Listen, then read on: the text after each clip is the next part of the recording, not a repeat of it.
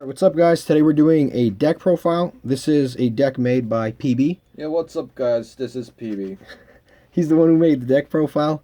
You can check out his channel. You have gameplay on there with that deck or not that deck? The new version I didn't put it up. I'll He'll put eventually do something it. up. Yeah, if I'm not busy. Yeah, but new card came out.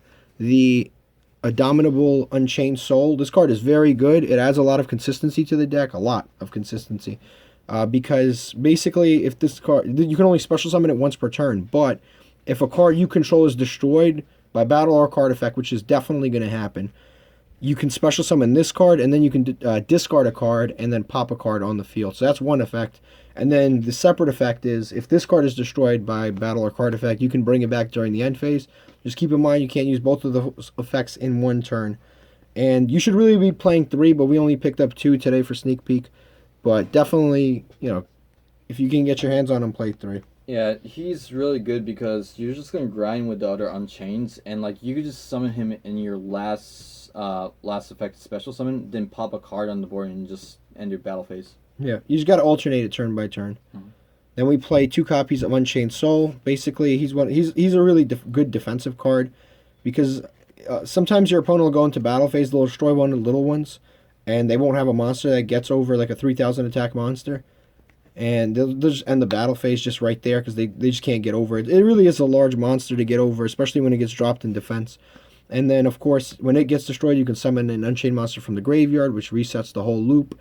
And then on top of that, possibly its most important effect is that it can link summon using your opponent's monster, but that's not a quick effect. That's a ignition effect during your turn.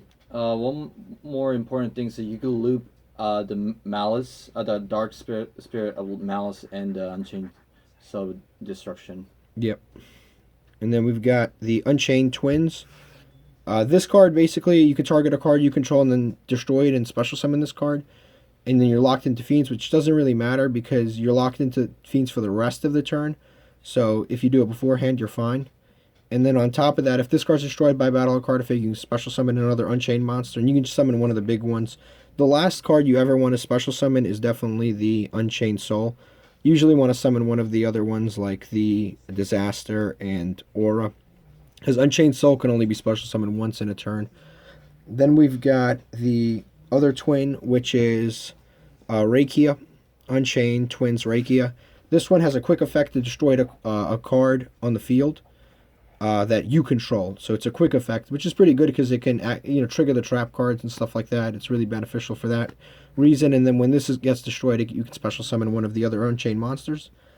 Then we're playing the True Draco package, which is the True Draco Phoenix, or not True Draco, True King. This is the only one that's considered a True Draco. The True Draco Phoenix, 3 copies of that.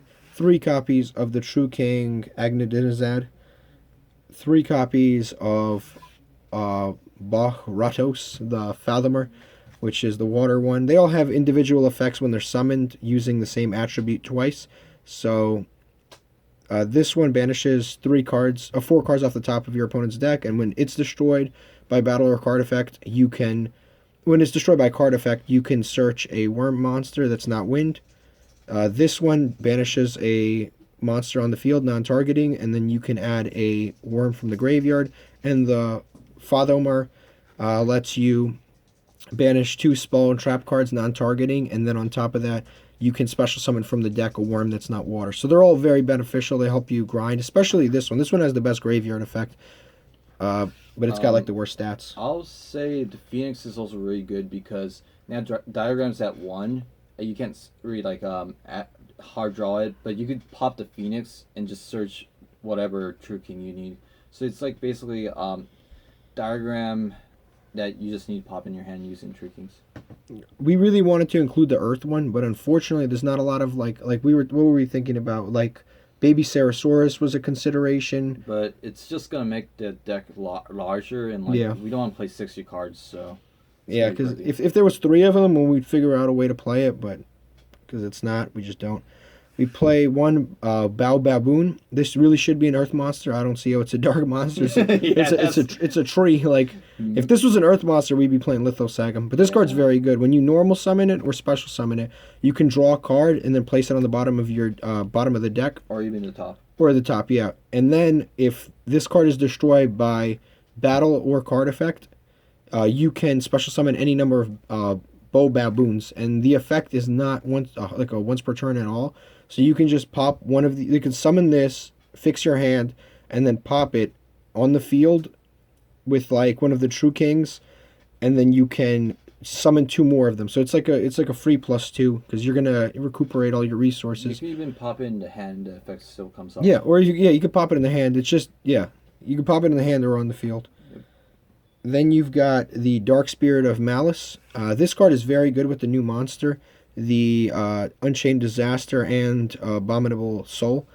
This card's very good because basically when your opponent activates any card or effect, quick effect, you can send this card to the graveyard from your hand or the field and then target one level 8 Fiend monster and special summon it, but its effects are negated, which doesn't matter because you're going to get the effect in the like you're going to be able to still trigger their graveyard effects. And then its second effect, which is very important, is if a level 8 Fiend is sent to the graveyard by a card effect, you can, Or if it gets destroyed. or if it gets destroyed, you can add this card to your hand. So you just loop it back. It's very good for that. What was that combo you were telling me about it? So you could just which combo? The combo with him and Unchained Soul of Okay, Indomitable Unchained Soul. If that the domino gets destroyed, so basically you want to summon him on your turn, going second. He's like a more going second card, and you summon him, pop a card, and if you have the malice in the graveyard, or if you get to send it to the grave anyway, using like you can even use the True Kings and send it to your grave. Next turn, if they destroy it, Yep. You get to add it back to your hand, and a domino comes back. So basically, you just go plus. Yeah.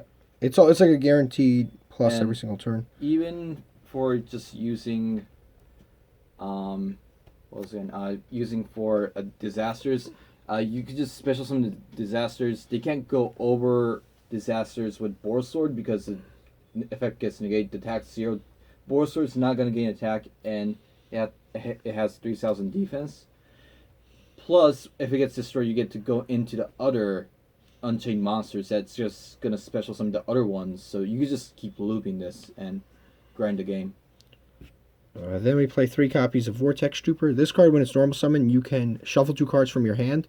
It's non-cost, so you have nothing to worry about, and then you basically get to draw 2 cards. But if this card is destroyed anywhere, you can draw a card, which is good with the Phoenix, obviously. Because basically, these are just cards that, you're always going to go plus because you can destroy cards in the hand with the True Kings. You're going to be able to summon monsters. They're basically cards that benefit from being destroyed, which works very well with the True King engine. Now, 1 copy of Nine-Tailed Fox. When this gets destroyed, you get to special summon 2 tokens, and then obviously with the tokens, you get to link for anything. It's very good for that. Then we play 2 copies of Tour Guide from the Underworld. This lets you summon any of the 2 twins, or even the Malice. You want to get Malice in the loop. It's good for that. And it's good because if you summon off, the tour guide, you could just use a tour guide and other Unchained monster and just bring out a True King. So basically, you get 1 free cost for summoning 1 True King.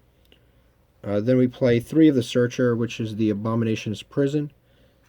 You need to play it, and then, with all these cards, if they get destroyed, all of the cards, the Unchained Spell and Trap cards, if they're destroyed while they're set, you can basically special summon a Unchained monster from the deck. And they all have that. They all share that effect. Yeah, and if it depends on what your hand is, but if you're not bricking, I'll just recommend search the new Unchained monster, the level 8 one that pops a card, because you're gonna pop a lot of cards on your board, and he's gonna come out easily. He's like the multi-faker for the deck. Kinda, I guess. Then we play 1 Dragonic Diagram, because that's all they will let us play. 1 Terraforming. Kind of sad about the diagram, but I'm more happy that True Draco's gone. Then we play 1 Disciples of the True Draco Phoenix. This helps you kind of Get your resources back in terms of the True Kings, and then draw a card. 3 copies of Pot of Desires. We're not really worried about banishing anything because we play a lot of 3-ofs. 2 Dominable Chamber of the Unchained, and 1 Escape from the Unchained. Yeah, we kind of cut the trap cards because they're kind of bricky. You don't draw into too much, so that's why. Yeah, they're good in limited amounts. Then we play 3 copies for the extra deck. 3 copies of Unchained Soul of Rage. This is one of the best ones because you can quick effect link away your opponent's monster. So it's probably one of the better ones you want to end on. Play 2 copies of Unchained Soul of Anguish. This is the one that lets you link away with your opponent's monster, but it's not a quick effect. But it's still very good. And then their boss monster, which is the Unchained Abomination, and this card is really good. It's even good in other decks that have nothing to do with Unchained because it basically pops 3 cards in a turn, honestly. Especially in this deck. Turn, yeah. Especially in this deck, it's popping 3 cards, and whether it's yours or your opponent's, you're still benefiting. Then we play a True King of Calamities, which should really honestly be bumped up to 2. 2 copies of Topological Zeraboros. 1 copy of Boral Sword. 1 Borreload. 1 Nightmare Unicorn. And 1 IP Masquerena. This is very good with the tokens off of the the Nine-Tailed Fox. The only change I think we would make, possibly, is we might replace the Pot of Desires for the new generator. The new generator's draw card, because all you have to do is discard a level 9 and then draw 2 cards, and we play a good amount of level 9s, and the level 9s are searchable. So that, I think, is probably the only card that's considered, like, possibly is a consideration in terms of replacement. But other than that, I think it's pretty solid. Yeah. It's pretty solid. But that's about the deck profile. If you enjoyed it, drop a like and subscribe.